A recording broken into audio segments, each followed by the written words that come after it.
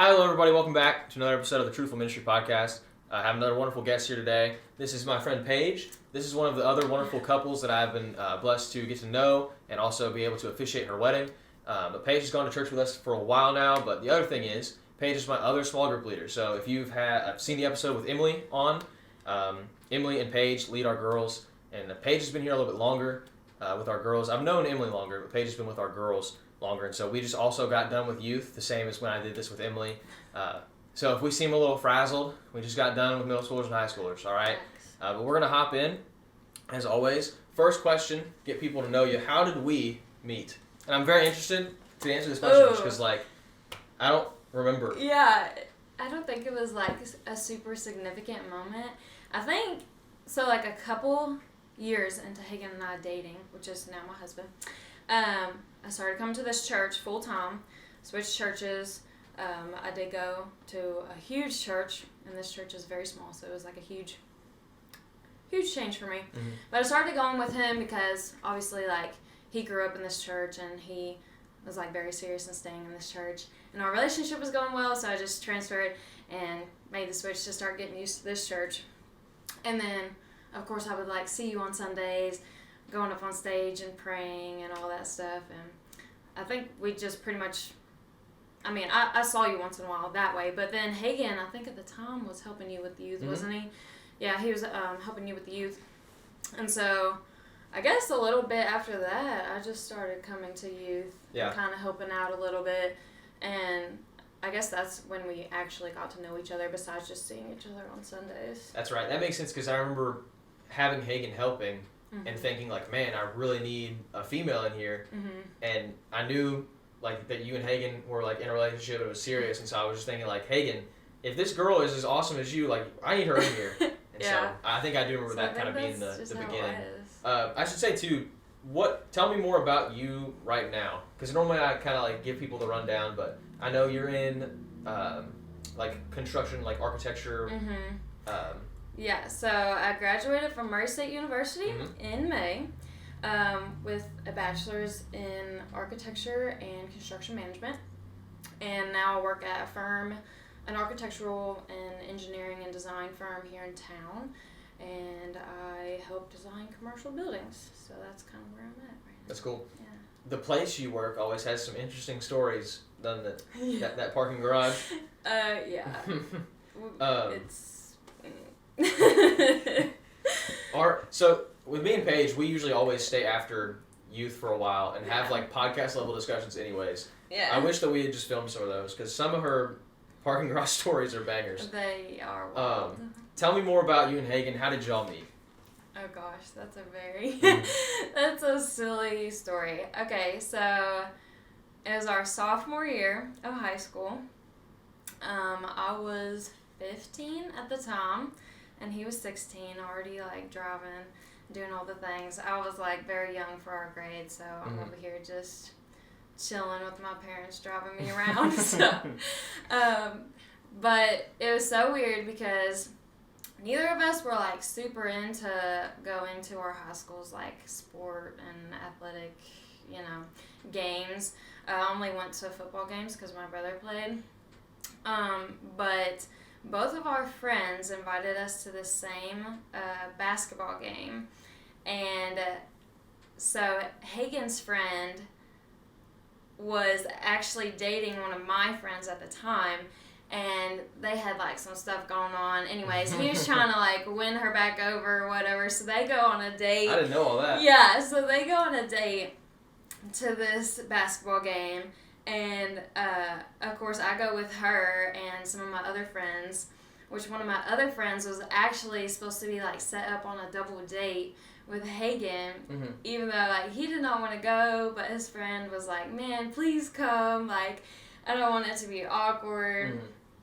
and all these things. So Hagen's ugh, I don't want to, I'm not really into this girl, but he goes anyways for his friend.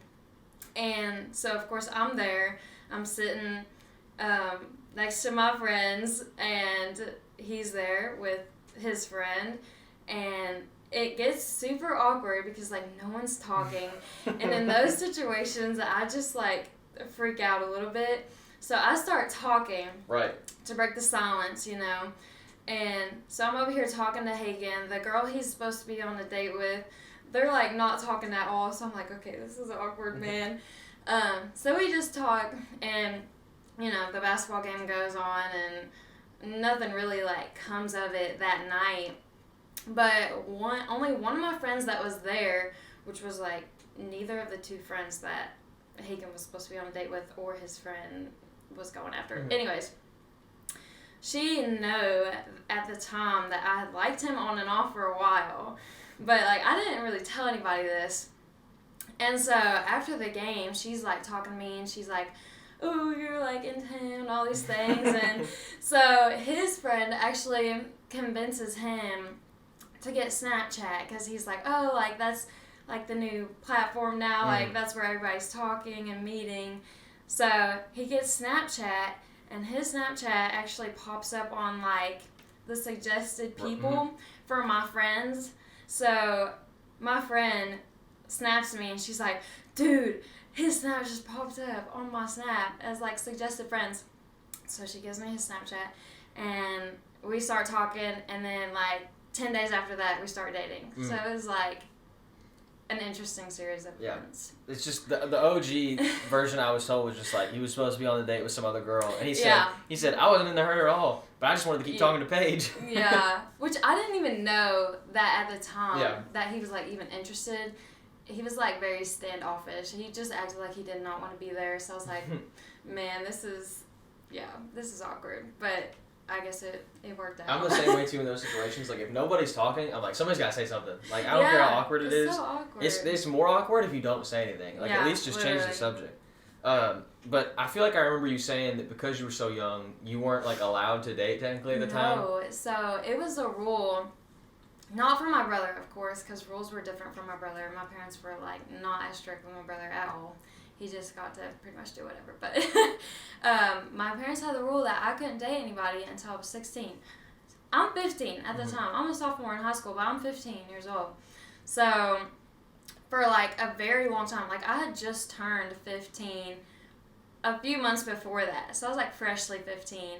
So for almost an entire year, like Hagen and I were like dating, but not dating.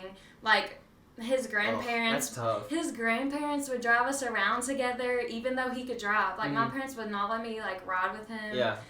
It was so weird. Like his mom would come like pick us up from stuff, and like it was wild. And y'all would just vibe like in the car, like running around together. Yeah.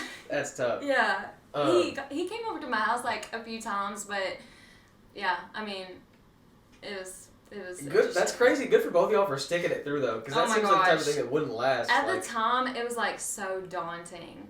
Like it wasn't like the type of thing where like we're done with this, you know. But it just like got so old. Just like we've been together for so long, but we haven't actually been able to like go on a date. Yeah. So our first official date wasn't until I turned 16. Like the day I turned 16. That's cool. So it was feel rewarding, though. It was. So just tell me, like, was your family more strict and like growing up, just overall? I don't know that I would say they were strict. It was just like a very traditional household. Like they expected us to do well in school. Like we were disciplined. Like we had our chores we had to do, and you know all these things we were expected to pull our weight around the house and. So I wouldn't really say, I mean, in some instances, yes. Like with me, my parents were much more strict because I guess I understand it more now than I did then, but my parents were more strict with me than my brother because I guess like for guys, they kind of have to like, are sent out to learn as they go type of thing. Is your brother older? Like, yes, my brother's older. That could also be it. They could have just changed their minds on the second kid. He was 2 years older. And so, like, they made the rules to where we technically, like, got the same privileges at the same time. But, like, he was much less, like, closely watched. Like, I was much more, I don't know, maintained, I guess. How do you feel like that just has, like, affected you in your life, like, on your own? Or just nowadays, like, being raised that way, how has that played into who you are now? It's definitely, like, played into how I want my household to be, because like I'm married now, obviously like plan to start a family in the future, and so definitely like the way that my parents raised me have influenced like how I want my household to be. And which, I mean, Hagen and I, we came from totally different like upbringings. My household was not very peaceful as compared to his was like very, very peaceful, and like everyone was just calm speaking, stuff like that all the time. So like when we were exposed to each other's like households is a very, very different. So now like we've been able to combine the good and the bad from both and kind of like make our own household that we feel, hey, like we didn't like this but we do want this. And so it's kind of helped like make our household into like the best version that we want it to be. That's something really cool that I think our pastor talks about in like his marriage counseling sessions. Is just the idea that like when two people get married, it's like it's not going to be Paige's house anymore, and it's not going to be like Hagen's house anymore. It's going to be like you all's house. Like you have to make an intentional decision on what it's going to be like, because two people usually are brought in two different households. Like, you'd be surprised how different one person's upbringing is compared to another person's. Ours were very different, and like in terms of, you were talking about like technology and like strictness or whatever. Like my household was much more strict in terms of like technology and things like that. Like I didn't get a phone until like 8th grade, versus Hagen like got a phone and stuff like much earlier. So, and like we've weighed the goods and the bads from those things, and like we've been able to decide for ourselves, hey, like this is what we want for our household. So it's been nice, but I don't know what I'm gonna do. I have such a unique, I basically was raised with like no real rules, but it's just like my parents got lucky enough in a way, and I think it was God's intention for me as well, that I just never wanted to like go crazy or anything. I never wanted to like be the person who snuck out or stayed out late or used my phone in ways that I shouldn't. So but I never got checked like I could have. And so it's very interesting, like, because some people say like, oh, well, if you're too strict, then you'll make your kid want to rebel, but if you're not strict enough, my parents just kind of like, I just kind of did whatever. I think my parents were responsible enough that they would have reeled me in, but I just never wanted to. Yeah, like my parents like never checked my phone or like things like that, but like we definitely had a childhood that was like very much no, go play outside type of thing, which I personally like, and like that's something that we want to implement into our household, because we just feel like technology is just so consuming nowadays. So like it's been good to be able to weigh both. Yeah. That's crazy when I hear people now say like, yeah, my mom goes through my phone every night. I'm like, that's too much, man. Yeah, it is crazy. So talking more about just like, I don't know, your upbringing, here's how you're raised, you and Hagen are dating, you go off to college, what's it like kind of living on your own, out of the house for the first time? Oof. Yeah? Oof. It was very, very tough. The first year. The second year was very good. Well, I feel like towards the end of the first year was starting to get good. So whenever I graduated high school and decided, hey, I want to go to Murray State, I want to pursue architecture and all that, it was exciting and all that, but then like a few months before I got to move into college, I found out like no one I know is going to Murray, like I'm not going to know anybody there. Like Hagen and I had been in a relationship for a few years, and I wasn't going to see him every day like I normally do. I wasn't going to see my family. So that was really hard for me. So like a few months before I went off to college and moved in there is when I started experiencing like a lot of anxiety about it. I was just like stressed about it all the time, worried about it. I wasn't worried about being on my own. I was just worried about like, oh, this is a new place. Oh, this is brand new to me. There's no one I know here. You know, what happens if, I don't know, whatever happens and I don't have someone there for me. So that was very, very difficult. Like, oh my gosh, you can ask Hagen. It was tough. That first semester especially. Like he would come and visit me. It was like every weekend or almost every weekend. So it's like I saw him every week. But literally every time he would leave, I would bawl my eyes out, dude. It was so bad. Like, because it's tough I made it like a mission of mine whenever I got into college to put myself out there, like to make friends, because I knew like that would help me get through the college experience and all those things. But like I've always been a homebody. Like I've never wanted to move out of my hometown and stuff like that. So being off at college was tough for me. But yeah, I had to put myself out there and gain new friends, and then I got involved in the Baptist campus ministry there, which really changed me a lot. Your freshman year at Murray State at the BCM, you have the option of joining what they call a freshman family group, and it was basically to where it was a Bible study that they had every single week, where like an upperclassman would lead it, and like you would walk through like a Christian book or whatever. That's really cool. And so you would have like your two upperclassmen leaders, but then everyone else was freshmen. So I got to know like a lot of freshmen that, you know, were followers of Jesus and stuff like that, which helped me a lot. And then like progressing at the BCM, I got like much more involved there. I was part of their like missions team, which raised funds for missions and stuff like that. But that really, really helped me get through college so much, because it grew my faith like a lot when I was at college. It was a huge just season of growth for me, and like really diving into my word and like really connecting with Jesus like on a whole different level than what I experienced before.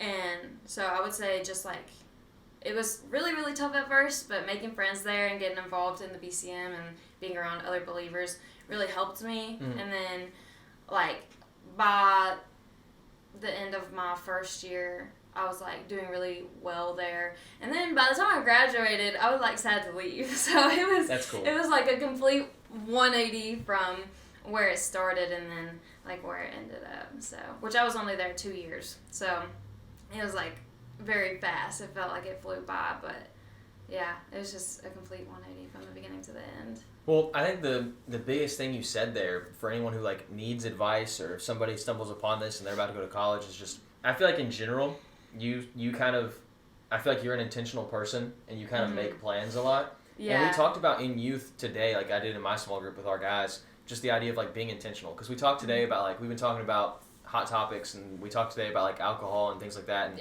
one of my guys even said like being around the right people is important. Mm-hmm. And I brought up intentionality, like being I was like, what does intentionality mean? They said like doing things on purpose. And I said, yeah, like being intentional and thinking about where you're going to go and what you're going to do and what could happen and things like that. And you said that from the jump, you knew that you were going to need people. Yeah. You knew you were mad anxious. Oh, and so rather than just staying anxious and just who knows what could have happened, you could have bailed and got scared, or you could have turned to things that maybe you shouldn't have. You intentionally said, I'm going to go, and I'm going to go out there and make friends and find people. I'm going to join a ministry, all these things, and you ended up loving it. Yeah, and not that there weren't like those temptations from people, because it wasn't like everyone in my major was like totally different from the people that I was surrounding myself with at the BCM. So it really did have to be a choice of me choosing, hey, I'm going to like go to these BCM events instead of like what people in my major invited me to. So it was like, there was still like temptation there, I guess, but it was just, I knew that my relationship with God was what was like helping me overcome my fears, my anxieties and stuff like that. So I chose to like go to those events and put myself with people that I knew were gonna give me life and not like feed life into me, and not, you know, all the bad things and all like death, I guess you could say. But yeah. It's always important to say, like, it is never too late. You hear people say all the time, like, for anyone who's already, like, struggling and looking to, like, recommit and things like that, it is never too late. But it certainly is a lot easier when you start off, like, on the right foot. Yeah. And it sounds like you went in with, like, the right mindset. And it was so funny, because I even had, like, people in my major, like, literally the first day of classes, I went in, and instead of, like, sitting by myself in the corner, I literally sat, like, right next to someone. I'm like, I'm going to make friends with people. I'm going to put myself around people, not isolate myself, because I knew that would only, like, be worse for me. So I put myself around people. And later on, like, I found out that friend that first day was, like, this girl just walked in and sat right next to me. Like, why did she sit somewhere else? She sat right next to me. It was just so funny. We had a good laugh about it, but... I remember hearing, like, good advice, like, in, like, the freshman orientation type things that we did. They said, like, hey, like, it can be good, like, if you don't know anybody, to, like, get somebody's number in your class or something like that. So that way, like, you have someone to text if you have questions or, like, need homework or something like that. So I remember thinking, like, all right, I'm going to do this. Like, especially for chemistry, because, like, in chemistry... Like, I was a biology major. I love biology. I love animals, cells, genetics, anything biology related. Chemistry, not a fan. If I have to start doing math, it's like, this isn't science anymore. Like, if I'm calculating the different chemicals and stuff. So in chemistry, I remember sitting down and thinking, like, I've got to get somebody's number before I leave here. And there was a girl who sat behind me who was in my biology class and my chemistry class. So I was like, 2 birds, 1 stone. Yeah. So I was like, hey, like, you're in both my classes. Like, do you mind if I get your phone number? Because, like, I don't know anybody else in these classes. Like, that way if... you have a question about the homework, I do, like, something, whatever. Yeah. Let's get this phone number. And then I remember, like, she low-key started, like, texting me, and I was like, oh, no. Like, she thought I was, like, sliding in. I was like, I promise you, like, you're just in both of my classes. Like, I did not mean to do this. It was mad unfortunate for me. That sounds uncomfortable. So, how much more, you touched on it a little bit, like, but can you think of anything specific? Like, do you feel like, in a way, you maybe owned your faith more than, like, just living off your parents' faith? Like, how did you just grow faith-wise more specifically through college? Well, I think, oh geez, that's a weighted question. There's so many ways. I think before I went to college, like, I was a Christian, but I would call myself, like, kind of a lukewarm Christian. Like, the churches I went to and stuff like that growing up, like, they taught from the Bible and all these things, but I never, like, had the opportunity to... like, go to Bible school and, like, really dive deep into the Word. I didn't really, like, have any friends at the church that I went to and things like that. And so being surrounded with so many people that are, like, eager to learn about Jesus and worship Him and things like that was, like, just a huge impact on me. Like, because that was something that I had never been really exposed to before, people that were that passionate about Jesus. And that's really what I experienced with BCM. And it was just, like, a game changer, because I knew that, like, the upperclassmen that I said, like, led me that freshman year and things like that, I knew that they were people, like, I could always go to, you know, for anything that I needed, really, and that they would always be there for me. And so, being around people like that also makes you, like, want to grow more and stuff like that. So, iron sharpens iron. Yes, literally. So, I think we just kind of held each other accountable, because, I mean, every single week we were having to read, like, so many chapters, you know, of the book or whatever we were studying, and checking in on each other, and, like, it wasn't just a Bible study, too. Like, we would go do fellowship with one another, like, bowl and stuff like that, and, like I said, that's something that I had never really experienced before, and so I just grew so much, and I started, like, prayer journaling. I got that inspiration from one of my friends there, and it just, like, completely changed my life and, like, got me on a whole new track from where I thought I was. I was like, oh, yeah, like, I'm a Christian and all these things, but I never had really dove deep into it or really saw what it could be. And so college, like, really opened my eyes to that. Yeah, I think 2 things there is just, it's almost like going to the gym. I think you and I both have had moments in our lives where, like, we were mad committed. Yeah. And, like, have you ever had, like, a gym partner go with you? No. I did for a while, like, walk and stuff with my mom, and then I have, like, gone with friends and stuff like that, but yeah. So for me... Oh, in college I did. Okay. I did, yeah. I totally forgot about that. For me, like, when I was going with my friend Evan, we would go, like, consistently, like, 5 days a week. Like, we were on the grind. We'd get off work, we'd go, and then he moved away. He got married, and he kind of went off with his wife and did his own thing, and then I stopped going. It's just, like, I was in the best shape of my life when I had somebody there to, like, encourage me, and it's not even like you're yelling at each other, but it's just, hey, I see them working out, like, they want to go, I want to go. Yeah. That kind of thing. And I think, too, like, with what you're saying, just, I think if anybody's watching this, like, maybe they know my story, you watch mine, but, like, I grew up in the same way, where it was just, like, I said I was a Christian, but, like, I didn't really know what I was doing, and I think that's part of where we live. Like, people always talk about the Bible Belt, right? It's like, oh, the Bible Belt, that's where, like, most of the Christians live. But at the same time, like, around here, it's so disappointing, in a way, how many people would say, like, yeah, I'm a God-fearing American. Like, I love Jesus and all stuff, but it's just, like, they don't live it. You look at their lives, like, they only go to church on Christmas and Easter maybe, and they're doing things they maybe shouldn't, but they believe. And it takes, you find people when you go off to college and you're given this like level of freedom because you're away from your parents, you're doing all, you have the opportunity to do whatever, you're living in your own dorm room. The people who are still actively making it a point to try and go to a like campus ministries, it's like those are people that you know, like, hey, this person's clearly about it. This person's clearly real and invested because they now have all this freedom and they're still choosing to do this.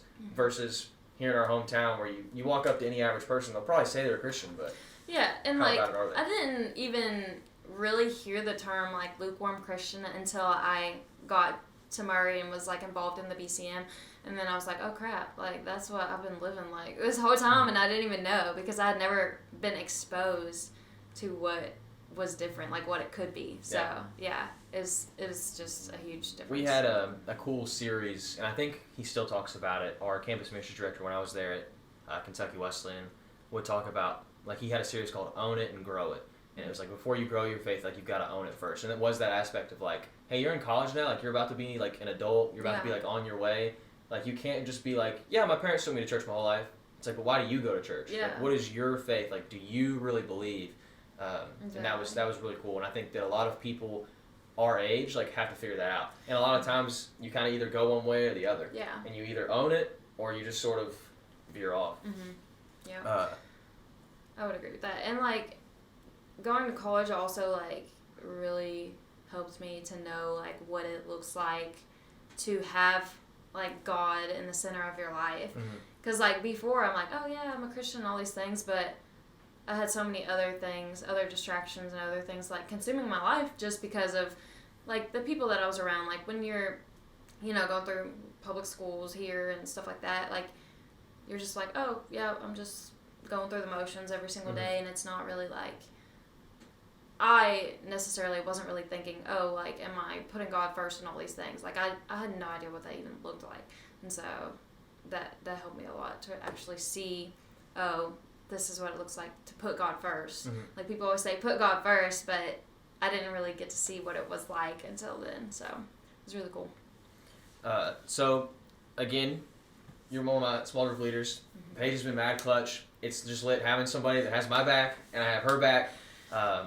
And you've done really well. Like, you've killed it. You've been the ideal small group leader. The number one complaint from youth ministry across the board, because I'm in a lot of different like youth ministry groups and stuff like that, is always like, oh, we have low attendance. That's always number one, is like, how do I get more students? But the number two complaint is always, I don't have enough leaders, or I don't have good enough leaders. Like, nobody wants to volunteer and stuff. Yeah. So it's genuinely like a blessing to have leaders that you like trust and know, because even sometimes if you get somebody that wants to volunteer, not every person who wants to volunteer you want in there. Yeah, it's a good fit. Having somebody in there that you're just like, I know Paige has got it, we're good, has been awesome. So take me back, what made you want to volunteer with the youth? Like when you first, like you knew Hagen was, and there was first this kind of pitch of like, oh, maybe Paige is going to help, like Johnny might want her in there. Like what made you be like, oh, I want to do this? Yeah, so to be honest, at the beginning I felt like it was something I was just like, kind of roped into. I was just like, oh, Hagen's doing this. I'm just gonna, you know, nice. that type of thing. I'm just gonna go and like see what it's about. Because like I said, like I didn't really know what that looked like. Like I have never gone to youth groups or anything like that with my churches, like on Wednesday nights and stuff like that. But then like as I grew older, I feel like youth actually was teaching me more. So I was like learning along with the kids, but then as I grew and got more mature, I realized like the importance of being a role model and like ministering to the younger generation. It's super, super important. Like there's so many people, like I wish when I was a kid, when I was our youth's age in middle school and high school, that I had people like ministering to me in that way and kind of like guiding me, or were just people that I could reach out to whenever I needed help or needed someone to talk to about certain things. And I like never really experienced that. So like for a long time growing up, I felt like I was kind of alone in that aspect with like my walk with God, and I was just trying to figure it out all on my own. I didn't have, I mean, I went to church and all these things, but that was it. And you know, like one time a week going to church doesn't really do a lot for you. Yeah. And so, just like growing up and seeing hey, like this is what our youth has whenever they like come to youth on Wednesday nights, because it's not just youth on Wednesday nights, like it's fellowship, and it's you're connecting with people that have your back. And even if it's not Wednesday night, like hey, I can reach out to this youth leader and I can talk to them if I'm going through something.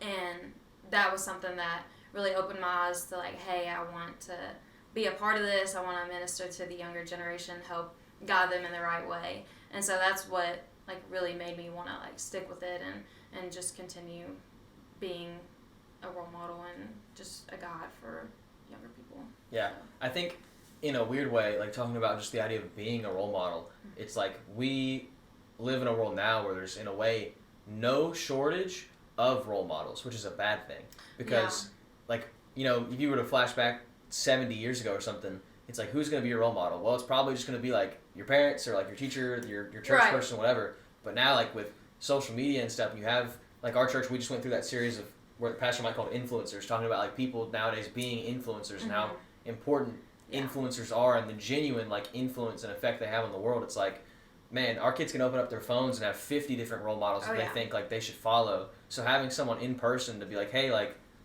I'm following Jesus, like you should be following me, following Jesus is so important, because if there, I forget the phrase or how it was worded, but my favorite sermon ever, Christine Kane, she talks about in that, because she covers like so many bases in one sermon. It's so good. But she says like, if you're not listening to God, then you're listening to lies of the enemy. Like you have to be listening to something. So it's like, if you don't have that small group leader, if you don't have that Paige or that pastor or whatever, it's like somebody else is going to fill that gap. Somebody else is going to be the person, even if you're not consciously thinking, I want to be like this person. Somebody else is going to be filling in that gap for you that you're going to be listening to and end up kind of molding yourself after. Yeah. So that is important, having that person. Mm-hmm. I didn't have that person until I went to youth. Like our youth pastor, I'll never forget the first day I went to youth, the youth pastor wasn't even there. It was one of the small group leaders who had to lead it. Mm-hmm. And she was nice, she was awesome. But I remember showing up the first day he was there, and he was just some dude playing basketball, and I was like, this is lit. Like like I was expecting some guy in a suit to be like, hi, but he was like, yo, like hop in this basketball game. And I was like, this dude's cool and he's Christian. Like Christians can be like have fun. Yeah. And it was a game changer. Yeah. And I still in my mind I'm just like, I want to be that guy. Mm-hmm. Like he's like my role model. Yeah, and like helping with youth and like helping with the middle school Sunday school on Sundays that Hagen leads has just opened my eyes to like, wow, like how much do these kids know already at their age from just the influences that they've been surrounded with. And I'm like, man, if I had this at their age, like my faith would be like, my knowledge of the Bible and just like my faith in general, I feel like would be so much more expanded just from like what our kids hear on Wednesday nights in Sunday school and what they learn. So yeah, it was just mind blowing to me, like, wow, these kids, they're like 13 and 14 and they know more than me. That's what I wish they understood more. Just because it's like, it genuinely feels like sometimes in youth we're on the offensive to counter all of the stuff intentionally that I know that they're hearing and that I know that they're getting filled with. And it's like, it's this weird balance of how do I make sure that everybody's feeling loved and having fun and feeling welcome and having a good time, but I'm also clearly making a statement of like, this is the things that you're doing wrong, or these are the things that the world's telling you that's wrong. Here's Jesus' way. Yeah. And how do you balance that in a, hey, everybody had fun at youth, but like we also walked away and learned something, because a lot of the times we end up talking about things that I know the world would speak against or say otherwise. So yeah, and like when I'm striving to be a leader and a better role model, like that's holding me accountable in a way, because I'm like, oh, I'm staying in my Bible, like I'm learning all these things, I'm having a personal relationship with Christ, I'm praying like every chance that I get, because I want to be better for the generation after me, so that hopefully they can start out where I'm at and continue the process. Yeah. It genuinely, like, I'll never claim to relate to like genuinely being a parent as somebody who doesn't like biologically have children, but it's like I feel like I do have that small relation of just exactly what you're saying. It's like the idea of being a parent, it's like I want the best for my kids, and in the same way it's like these are my kids. Yeah. Like I'm gonna one day be 40 and be looking at our students now who will be like in their high 20s and be like, man, I hope that they're set up. I hope I equipped them in the best way they could be equipped. I hope they look back and appreciate all that we did and all of that. and you just want the best for them, and so you're just thinking, what is the best way for me to equip you for your future, for your faith, for your life? Like, how do I teach my dudes to be good young men? How do I teach our ladies to be good young ladies? Like, all that. There's a lot of pressure, but it's also just so fun because it keeps you on your toes. It does. I feel like it'd be so... I can't imagine going back to a place where I wasn't in ministry to younger people, because it's just like, I don't know, like, what would I be doing? How would I be kept accountable, like you're saying? Or what would be the new challenge? Like, you have something to look forward to. It's like watering a plant. It's like I'm literally watering these plants every Wednesday, and I'm just like, I can't wait to see. Yeah. And our youth pushes me so much because they are, like, so knowledgeable. They are, like, some of them are so fearless, too, in, like, sharing the gospel and all these things. So I'm like, man, I gotta, like, be on my game. When we did role-playing the other day, we did role-playing, and I made up all these characters for our students to play. And I was really nervous because we have a wide range. We have some people that are much more shy and don't want to, like, be in the spotlight or say much. And we have some students who are just about the spotlight, like, let them go. Yes. And so I was really nervous, so I made up characters with specific funny names and, like, different things about them and reasons why they didn't want to go to church. And so I had them try and role play those and be like, hey, like, you're going to be Marsha whatever, and Paige is going to try and get you to go to church, and so you're going to pretend to be this person who doesn't want to go. Yeah. And they killed it. They killed it and ran with it. But they killed it. Again, just the idea of being struggled bold. a little bit, but they killed it. And so that's encouraging when it's just like, dang, good practice. This middle schooler is bold enough to just walk up and be like, yo, come to church with me. It's such a good time. And it's like, how often do I, like, invite people? Yes, it, like, encourages you, too. I'm going to reference another banger sermon. Jonathan Pacaluto, when he preached at Passion last year, so I guess not 2024, but 2023's Passion, I think, is when he spoke. Okay. He talked about, like, people saying, like, oh, why can't just walk up to strangers and talk to them about Jesus? And he said, my 10-year-old does. Yeah, exactly. Like, dang. It's like the nerve of kids to do these things that we, like, so often overthink is just wild. Like, it blows my mind. So, transition into, what do you think your favorite memory overall is from you? I don't know if you thought of an answer for this. I did, actually. And it was one of my, like, first experiences kind of with the youth was our lock-in. I loved our lock-in. So it was the first lock-in that I had attended with y'all. So we stayed overnight here at the church. We had all these activities and events planned, and just we worshipped and all these things. But I just really loved that night because I felt like I was pretty new, I feel like, to being a youth leader. And I felt like, of course, I had known some of them because some of them are, like, family. But I got to connect with them on a new level. And just, like, the Nerf wars we had were fun, the dance battles, like, all these things that we did. I was looking through my old phone, like, videos and stuff when I got this new phone. Yeah. And I still have a video of you hitting the quan on the stage, on the church stage. Yeah, so that was just so much fun, and we really got to connect with our youth. And I feel like me and you were still, like, pretty new in our relationship, and I felt like that's one of the first times that we kind of, like, I don't know, got to know each other a little bit better. So, yeah, that was a highlight for me, for sure. I don't even know what mine would be. I really think when we went to camp was awesome. Just everybody being at camp was a good time. The lock-in was awesome. But for me, though, you got to understand, like, everybody in ministry understands, like, the students always love lock-ins. Oh, Lord. Yes. As a leader, good Lord. I never want to do another one. It was a little tough. Like, it's just so, like, bro, I be going to sleep at 9 p.m. I'm not in high school anymore, for one. But two, it's just, like, making sure you have leaders, making sure you have eyes on all your students, like, making sure everybody, and then for some reason, it's like the moment they get rambunctious, it's like you have to be the vibe killer and be like, hey, y'all are stuck with me for another 5 hours, so if y'all don't quiet down, we won't play this next game. It's like, you don't like to do that. Like, no, like, I don't think any youth minister likes to have to, like, scald their children, so it's just so much stress. Like, you finally get done with the night, and you're like, oh, gosh. The kids get to go home and go, dude, that was so lit. Yeah. As a youth minister, you could be like, oh, thank gosh it's over. Like, thank goodness. I think, since you brought up, like, getting closer and stuff, might be weird, but I think mine might be the pool party, just because me, you, and Emily just played volleyball the whole time. Yeah. I thought that was lit. I feel like that was, like, a key moment for me where I was just like, yo, I really just got to hang out with Paige and Emily today. That was lit. It was dope. Let's see. So, what's something you've learned? I guess we kind of already covered that in a way, but just I don't know, anything specific you feel like you've learned just in general from youth?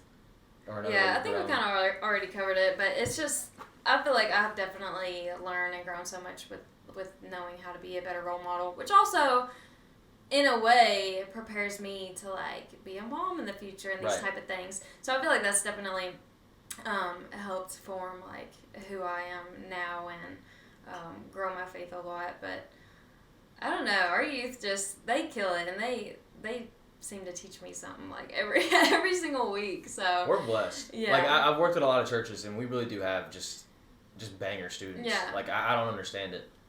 It's been lit. it is, yeah. It's weird too because we have a smaller group, and they're just all awesome. Yeah. I've been to churches with majorly large youth groups, but a lot of times you get.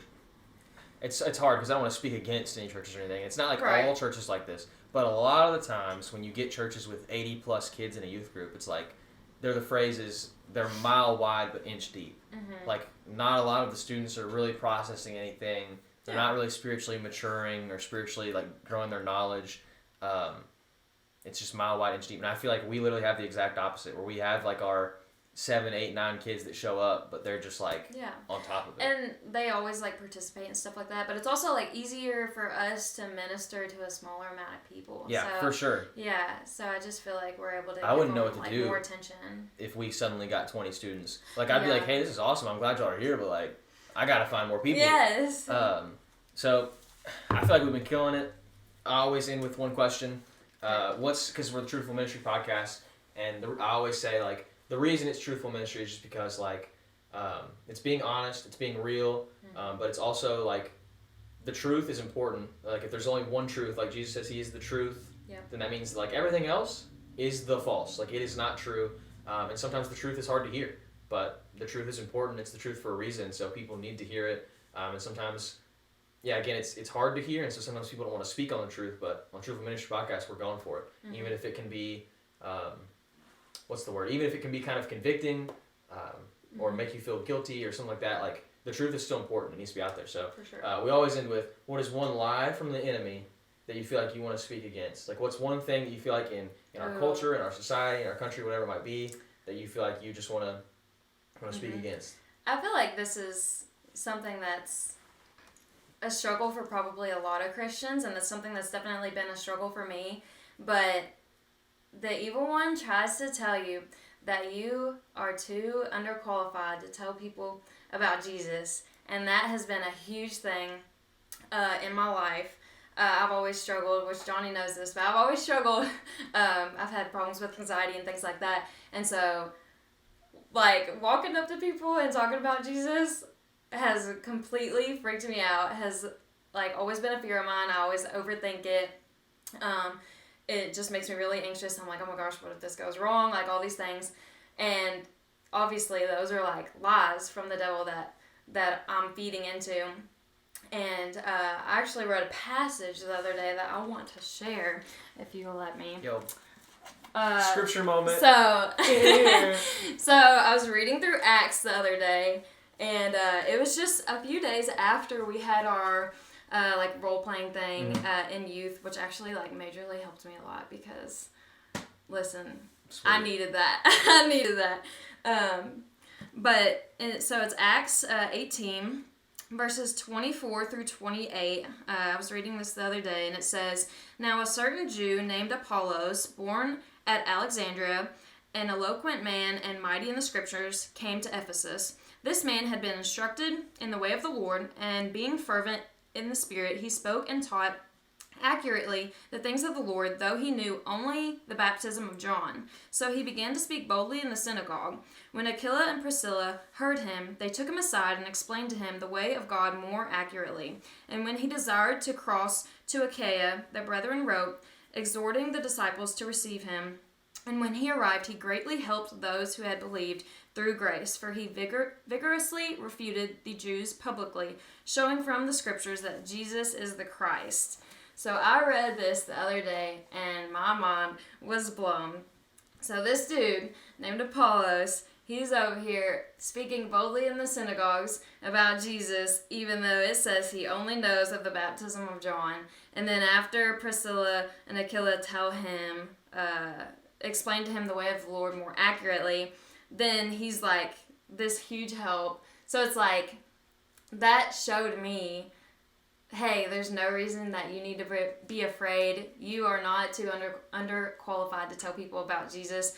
This guy was speaking boldly in the synagogues and telling people about Jesus when he only knew of the baptism of John. So that just like blew my mind. And that's something that's like really changed my life, is just hearing those verses. And I now have like a new confidence because of that to talk to people about Jesus. And, you know, I've had like some instances happen to me where I've had the opportunity to do so lately, and it's just been awesome. So, yeah.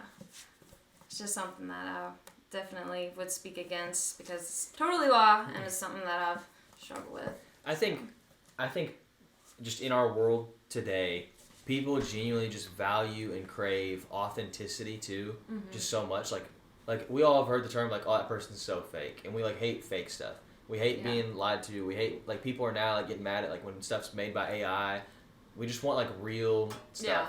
And so even if people feel like underqualified, or like you don't have to be a pastor or the most educated person, like I genuinely feel like most of the time people just appreciate you being real. And you being willing to be like, hey, I don't know everything, but like I love Jesus and I want to tell you about it. Like, you don't have to try and pretend to be like, okay, like I'm going to try and speak so eloquently and all this stuff when you go talk to somebody.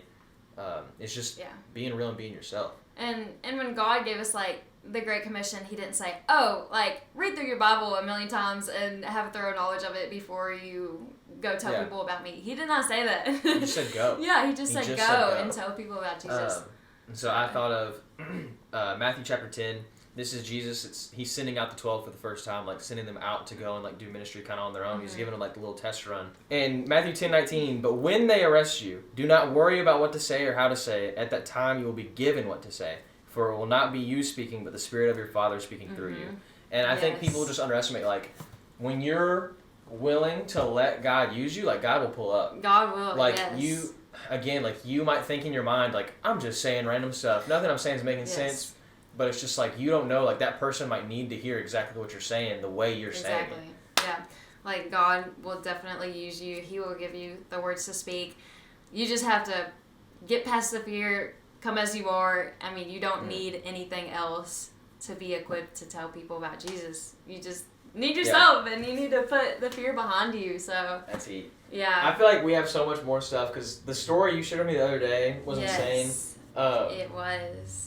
Let's save that. Okay. Let's save that so that the next time you're on, people something to come back for. Okay. I think we can wrap it up there. That was good. Because I do want to have, like, everybody back on. Like, this first season or whatever have you of the podcast has been, like, yes, it's been insightful, and, like, yes, there's still stuff to learn, but it's been a lot of just, like, here are all the wonderful people in my life and the different ways that, I don't know, we grow together and the different ways that they've grown. And I think it's just important to have, like, that personal relationship with someone if you're going to be able to, like, be discipled by them or learn from them. Because, like, I don't just trust whatever some yahoo's saying, you know? Like, I wouldn't want to get on here and just be like, hey, guys, I'm awesome and you should listen to me, and then try and teach. It's, like, it's important to be like, hey, here's all these people who I might have on again, and now, like, this was their chance to be like, here's the ways I've grown, here's my life. And then when we get into more, like, deep topics, like if next time we're on, we talk more specifically about going and talking to people about Jesus. It's like, hey, we already talked about what it was like to grow in that aspect. And